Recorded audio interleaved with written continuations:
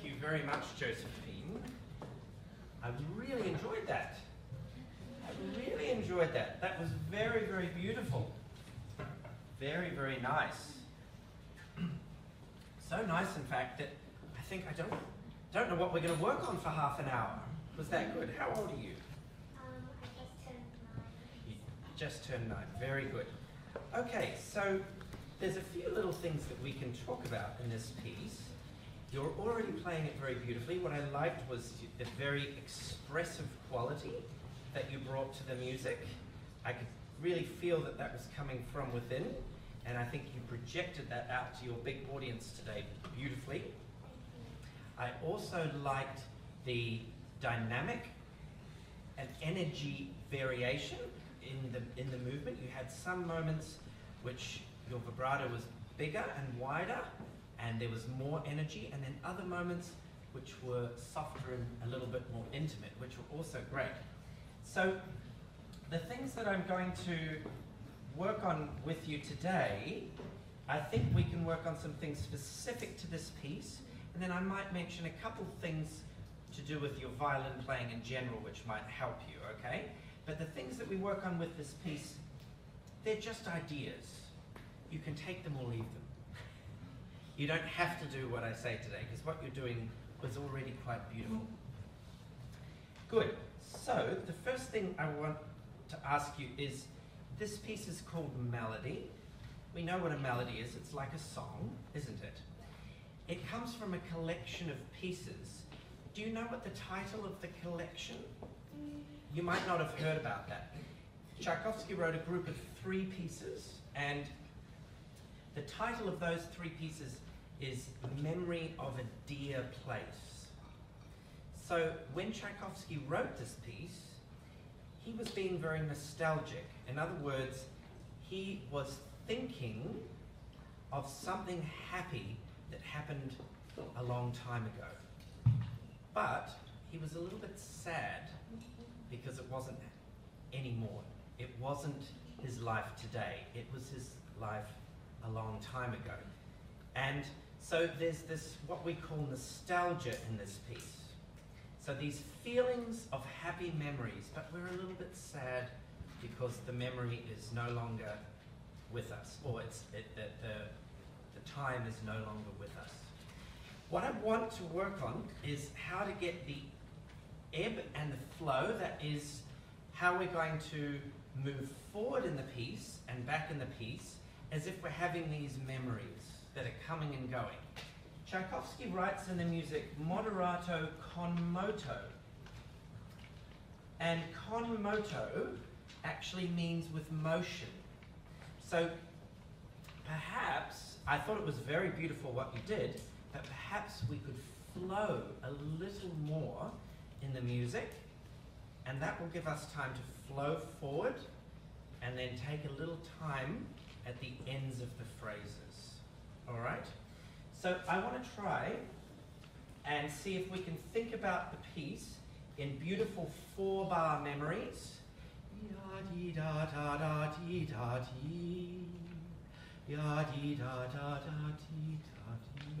That's one memory.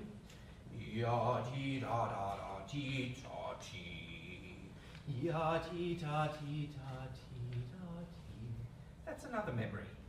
Little 4-bar phrases. And at the end of each 4 bars, we can take a little bit of time.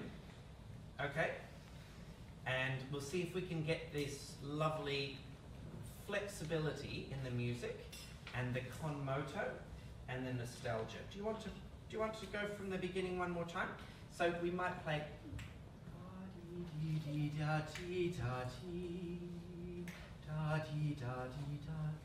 a little more flowing. Yeah?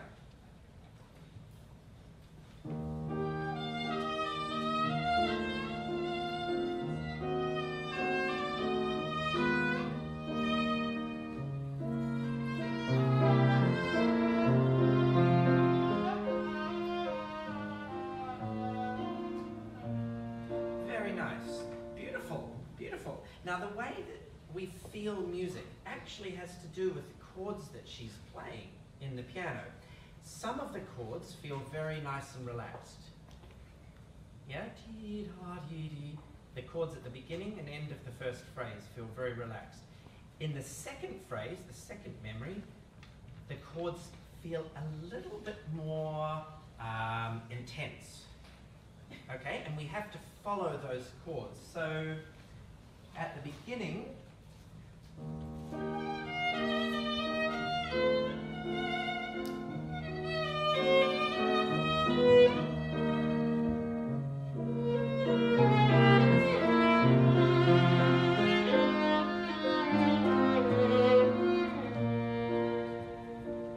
it gets more intense in the second phrase and more relaxed at the beginning and end of the first phrase. I need to warm up. Goodness me. Okay, do you want to try?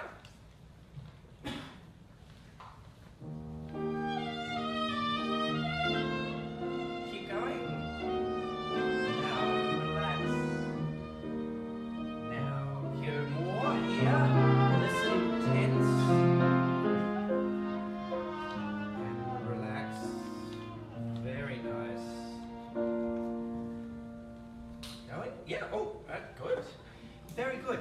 Now, the reason why we're thinking of 4-bar phrases is that if you think of only 2-bar phrases, the music kind of grinds to a halt at the end of every 2 bars, right? The music sounds... Sorry.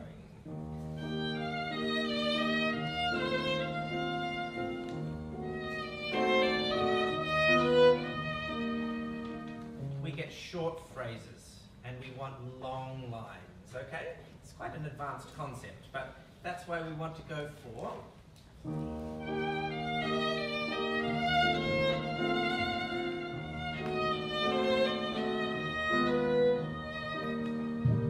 that one memory where the harmony's the same at the end of each, okay? Very good. Do you want to play us that first phrase again? See if you can show us those 4-bar phrases with this beautiful flow, and we'll keep going after that, okay?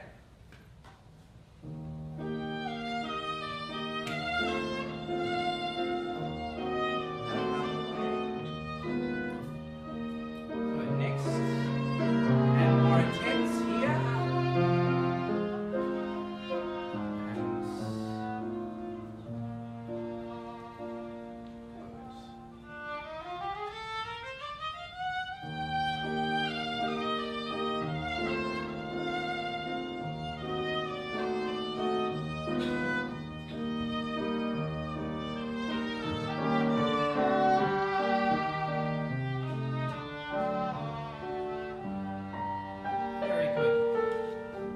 That's beautiful, Josephine. I really like the flow. Do you like the flow of that? It's not quite so stuck, is it? No, it's very, very good. Now what you're doing is you're playing very beautifully on the chords that are more intense in the piano. Can you hear where they are?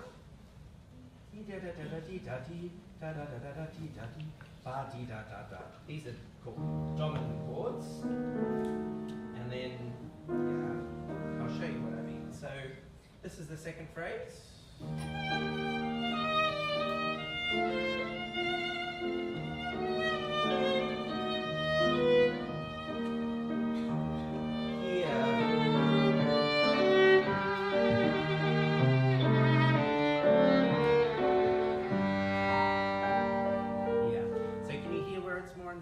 That's right, you really have to make a lot of those moments.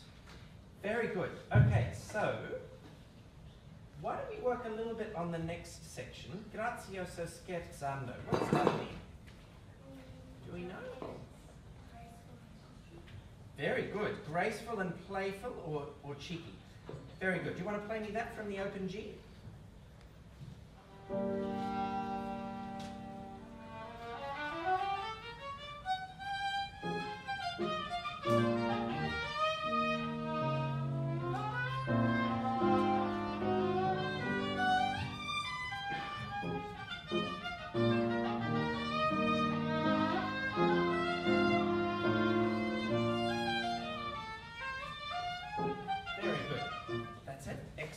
Now, this is a point where I'm going to suggest some things that you can do for your violin playing, which will help this section, but also help lots of things in your violin playing, okay? So, what you want to work on next, I think, because your playing is going so beautifully, is we want to try and get our right hand and our right wrist a lot more flexible and be able to use all of these fingers to help with the character. You told me the character was cheeky and playful. Yeah, cheeky and playful has to come from the bow. So do you do these little exercises? I can see you're holding the bow very well now. Do you do these little exercises? That's right, rocket ship. All of these things? Not much. So I would be doing these each day, and also circles on the ceiling. Yeah? And this one. Let's try that. These are very good for you. And when you do them, what you can do, I'll take your violin for a moment. Put that here. Good. Let's hold our wrist with our left hand. Very good. And that's just going to stop our wrist from going crooked. That's it. Very good. Now your hand looks beautiful now, and I just want you to make the fingers a little longer and then rounder so that the fingers go out and then into the hand and the bow goes down and up to the ceiling. Can you manage that? Very good. I'm sure lots of people in the audience are thinking, I do those exercises every day. Imagine having to do them in front of everyone. Oh. Very good. So, that's fantastic. And then can you draw circles on the ceiling with your fingers? Very good. See, you can do this already. All right. So you need to do lots of that to get comfortable in the hand. Then, when you're coming to play, you can start doing those movements when you change the bow, okay? So all that happens is just like our rocket ship where we're longer fingers, rounder fingers, longer fingers, rounder fingers. We're just going to do that at the heel. So we go longer fingers, rounder fingers, longer fingers, rounder fingers. Have you ever done that before? No? Okay, so you could start doing that. This is a simplified version, but we've got longer fingers, rounder fingers, longer fingers, rounder fingers. Do you want to show me that? Very good. All the way up. Excellent. Very good. And what that allows us to do is push and pull the sound. So it will sound much more beautiful. All right? So practice that. Then I want you to practice this, little flicks with your fingers, which we're going to use in the Tchaikovsky. These are like little mosquito bites. Yeah? So, all we're going to do, it's the same exercise, it's just a super fast one. It's the same movement that you did, we're just going to do little flicks. Yeah? Very good. That's right. Yes. Oh, very nice. Can you do two in a row? Flick, flick. Very nice. Excellent. You're a fast learner, goodness. Now, let's try...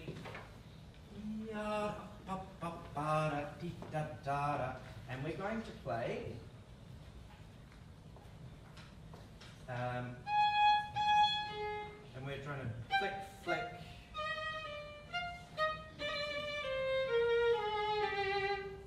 Try that.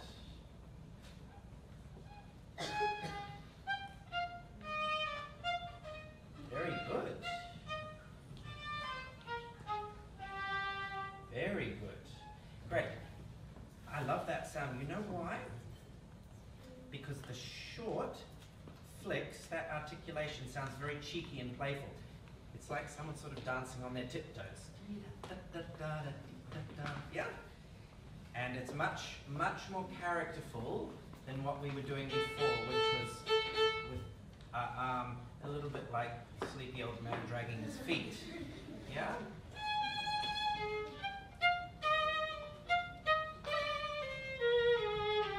Can we try that in a rhythm now? So beautiful little flicks that you were just doing.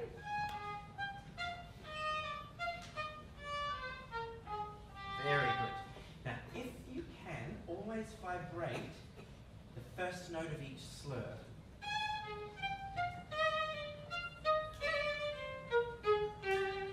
To get the energy. Oh, very good. Doesn't that sound good? Well done. That's fantastic. Should we try it with the piano?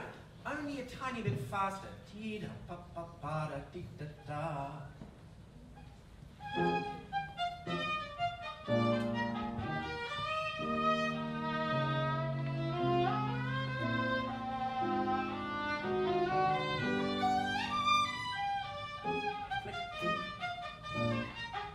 Very good. Great, that's starting to have beautiful character. So now let's try it again. Let's try when we vibrate the first note of each slur. I want you to come down to land on the string like you're stroking the back of a cat. Can you stroke the back of a cat for me? That's right, stroke the back of a cat. Very good. Look at what your hand does. Look at that beautiful, flexible motion when we're stroking the back of the cat. If you stroke the back of the cat like this, what would happen? You'd get scratched, wouldn't you?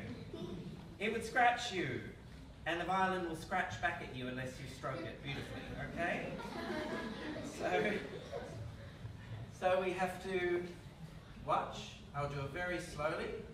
Each time I land on the first note of the slur, I'm going to vibrate, and I'm going to stroke the back of the cat. Yeah? Watch first. You can watch here. Stroke. Do you see how I do that? I come down on the string. It's also like a bird landing on the water with the way that their feet land on water. Or even a plane coming down to land. Not a helicopter, right? A plane. Yeah, so nice and slowly, beautiful. Yeah, sorry, I'm going the wrong thing.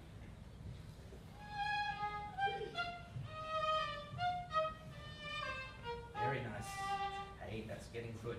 What we have to also do is the side of the hair. That's because it's a very heavy part of the bow. And if we don't play on the side of the hair there, it's probably going to scratch. Let's remember the vibrato at the same time as stroking the back of the cat.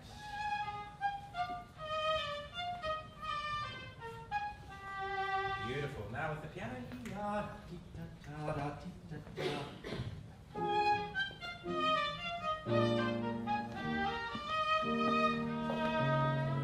nice.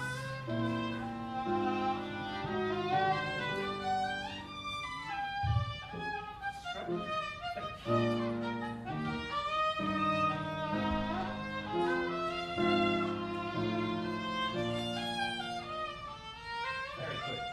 So do you know how to practice that section? It's hard, isn't it? Because we have to improve the flexibility in our right hand by doing all those little exercises and the bow changes. And then practicing those strokes. The strokes will give you lots of character. Good. Now, when we play and we have crescendo, can we get a lot louder and a little bit faster? So we're going to move forward a little more, yeah, when we do this crescendo. And then we wind down for that one bar. Should we try that? Good. So this is, should we play it for the second time? Yep. Good.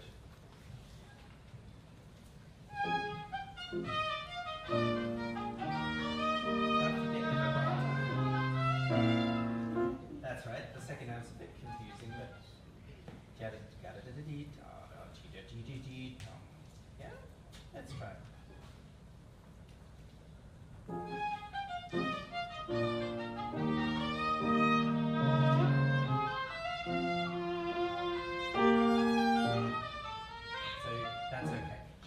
from the second time she plays. One more time. Let's keep remembering what we learned. So the flicks, the vibrato. So she plays it once, and that's the second time there. Okay.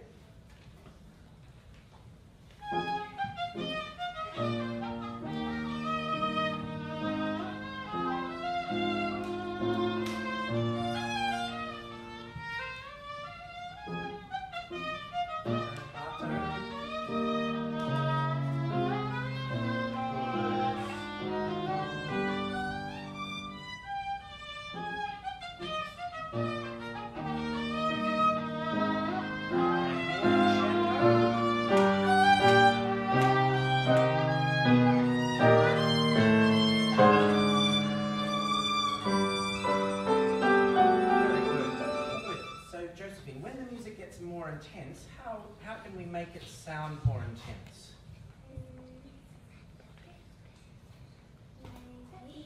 We can accent with the bow more like it's printed, but keep the vibrato working, okay? Because you sometimes don't play with the vibrato on those accented notes. Yeah? And that's going to sound a lot better. Should we do the last time where we go and put the big crescendo from there?